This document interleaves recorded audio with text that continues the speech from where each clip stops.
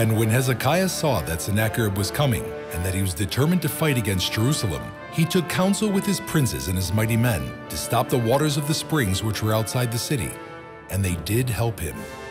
So there gathered a large group of people together, and they stopped up all the springs in the brook that ran through the midst of the land, saying, "Why should the kings of Assyria come and find much water?" We are now at the Gihon Spring.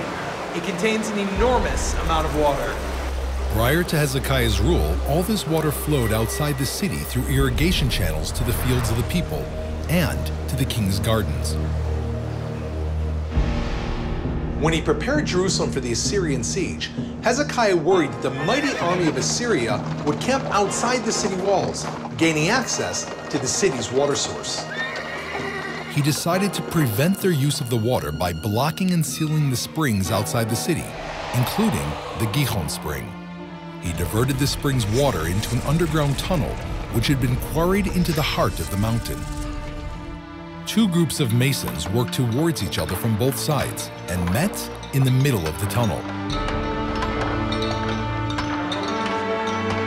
And the water flowed from the source to the pool. The tunnel ends at the pool of Siloam, which was inside the city behind protective walls. The account of this engineering wonder is mentioned explicitly in the Bible and is also documented in the Shiloach inscription, which was discovered 6 meters from the end of the tunnel. This is a copy of the inscription written in ancient Hebrew letters. It describes the dramatic moment when the two groups met inside the tunnel.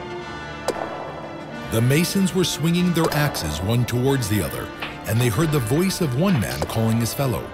And on the day of the tunneling, the masons bore through, one man towards his fellow, axe upon axe, and the water flowed from the source to the pool for 1,200 cubits.